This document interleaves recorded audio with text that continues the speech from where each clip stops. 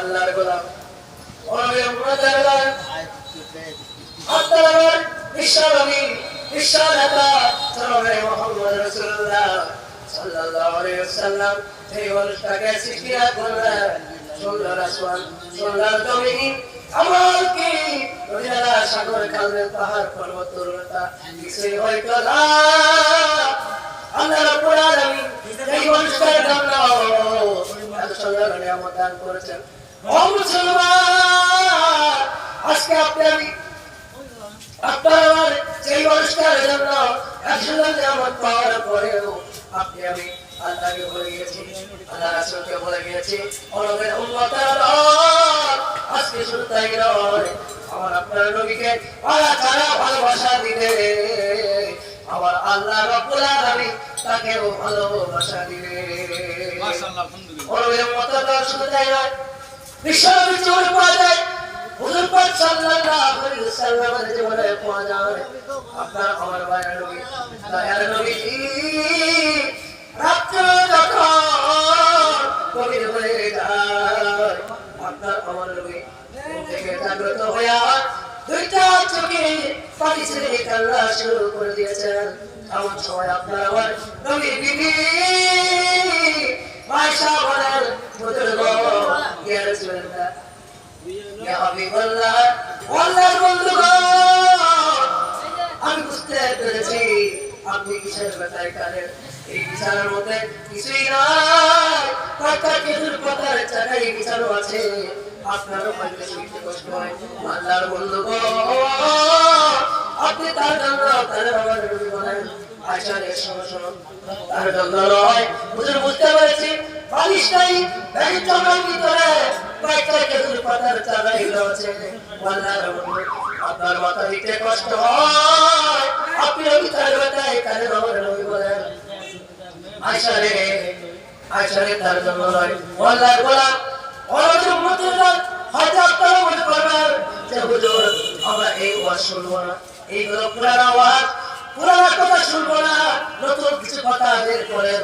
ও মুসলমান, শুনে রাখো, আল্লাহর কোরআন মানুষ পুরানো হয়ে যাবে। আপনি যে আমার যে বাইকটা আছে, বাইকটা পুরানো হয়ে গেছে, আল্লাহর কোরআনের কথা কখনো নতুন হবে না। আল্লাহর কোরআনের কথা 1400 বছর আগে যা বলেছে এখন সেই কথাই চলতেছে। আল্লাহর গোলাম নবীর উম্মতের দল, আপনার আমার বিশ্বনবী ঈশ্বরতা, আপনার আমার নবী আয়েশাকে ডেকে বলেন, এ আয়েশা শোনো শোনো, আমি তার জন্য কাঁদি। আয়েশা এবার আয়েশা বলেন, হুজুর বুঝতে পেরেছি আপনি আপনার জন্মের পরে আপনার বাবাকে দেখেন নাই, আপনার বাবাকে আপনি হারিয়েছেন, আপনার বাবার ব্যথায় আপনি নবী কাঁদেন। আমাদের বলেন, আয়েশা রে শোনো শোনো, বাবার জন্য নয়। এইবার আয়েশা বলেন, ইয়া রাসূলুল্লাহ, আল্লাহর বন্ধুগণ, আপনার জন্ম যখন মা 6 বছর বয়সে আপনার মাকে আপনি হারিয়েছেন, আপনার মায়ের ব্যথায় আপনি নবী কাঁদেন। আমার নবী বলেন, আয়েশা এইবার শোনো, বিছানার জন্য নয়, বালিশের জন্য নয়, বাবার জন্য নয়, মায়ের জন্য নয়, আমি কাঁদি আয়েশা আমার কি গুনাহগার উম্মতের জন্য। আজকে আপনার মাঝে এই মানুষটা যে নবী উম্মতের ব্যথায় ব্যথিত হয়ে যায়।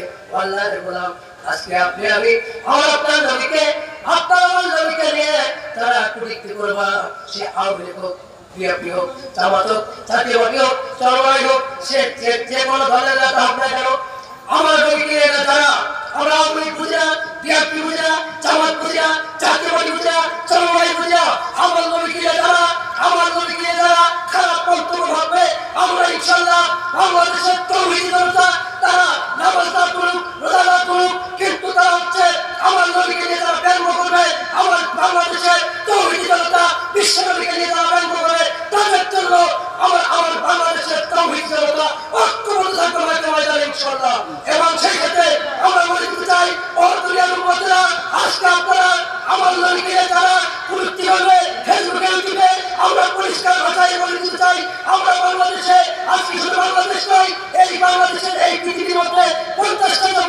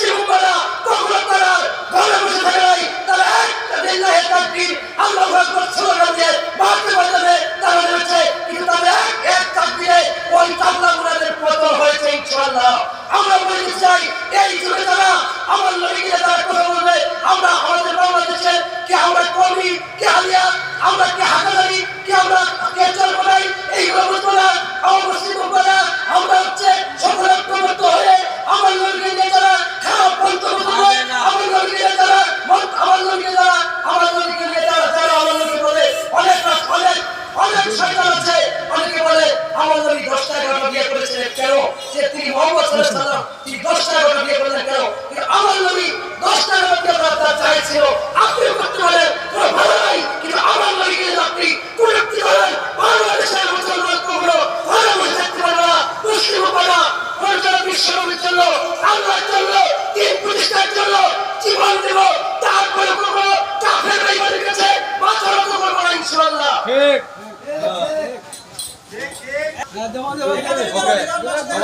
কথাটার জন্য দোয়া করুন। আল্লাহ হাফেজ।